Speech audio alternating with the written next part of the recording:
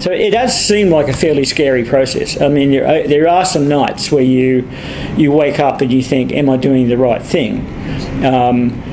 But at the end of the day, in Australia, there are millions of businesses that have gone into liquidation, and not all of them have bad stories. The next steps were the most difficult, and that is to sit down with the shareholders and tell them that the business was going to be terminated, and to sit down with the employees and explain to them that some of them would be made redundant in the business immediately and paid out, and they would be gone. The whole thing to learn here is that the liquidators are not actually your enemy, and I guess when we first started to talk about liquidation, in my mind that did come up. These guys are not going to be our friends, but the reality is they're not your friends and they're not your enemies. They are a professional organisation that is in place and is accredited to help businesses wrap themselves up, whether that's because they can't afford to go on anymore or just because the business has stopped trading. Don't let it get to the point where you owe so much money that you can't control that liquidation process. Be realistic in your outlook in terms of what your company or what a company is going to do. We were very, very lucky to get good advice all the way through the process, and we were very realistic. And rather than accruing further debts to the ATO and suppliers and whoever it might be, to the point where we couldn't make that decision ourselves, we were in control of the process at some point. The very emotional part is really knowing that the business is gone. After now, it has been 20 years since we started the business, and the business is gone. We still have people contact us about eCorner, so it's probably something that's going to still go on for a little while yet. At the end of the day, it is a shock to everybody, and everyone takes those shocks different ways. Some of the people working in the company had a little bit of time to absorb what was happening, but some of the initial conversations with shareholders to tell them that the shareholding was no longer going to be worth anything and we were going to wrap up the company, and in fact to invite them to that shareholder meeting where we were going to make that, agree to that process. There were some people who initially were very angry, but there's nothing really you can do to appease that. It's not really personal anger. It's an anger of more the fact that they couldn't do anything about the process, I guess. So that's just something you have to work through. We had a number of virtual calls with the employees, with O'Brien Palmer people, so they could just ask questions directly, just talk to them and answer their questions and explain what was going to happen.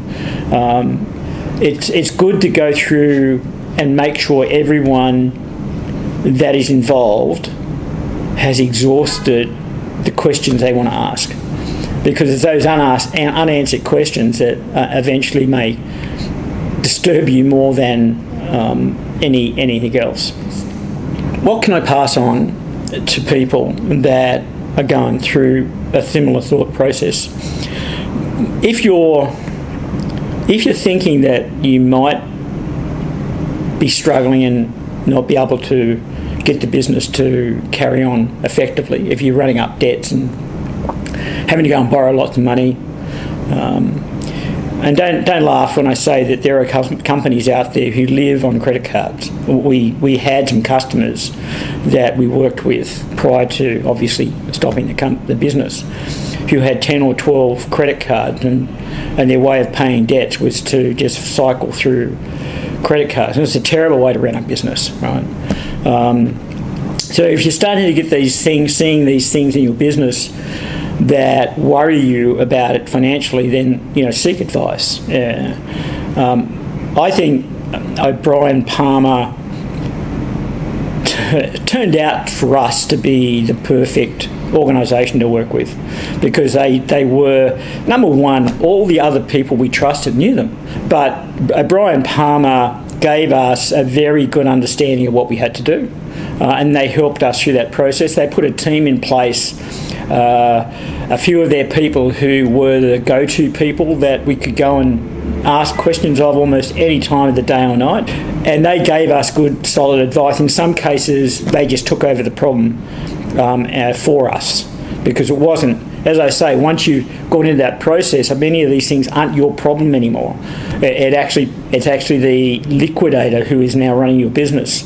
And so, you know, if someone comes along and starts to hassle you over a debt or whatever it might be, then those things are things that you can pass on to someone else to handle. And there are ways that they can be handled. So Brian Palmer were great. I'd thoroughly recommend them. The end result for most people after they've liquidated the business is generally a period, I think this is the way it goes, is generally a period where they feel that they've let a lot of people down.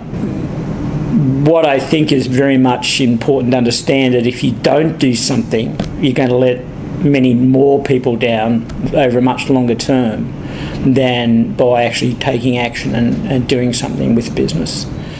Thanks very much, John. I'm sure that everyone watching this could take a lot from what you've had to say today. Your story is pretty inspiring, and so is the generosity that you've shown in sharing your story with everybody. If John's story resonates with you, if there's anything that you can take from that, why don't you give us a call today? We're happy to take the time to sit with you on a no-fee, no-obligation basis and talk about the circumstances of your business and the options that are available to you.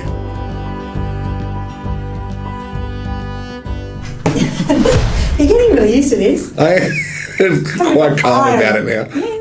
Nope, I don't like that. So I'm looking right at the camera. Camera, not me. I'll put this. All right. In 2003, it's been... Go back to 2023. Oh, sorry. Yeah. We're in 2023. Do you want me to start that again? Yeah. That's your first blip of the whole thing. That's awesome. So...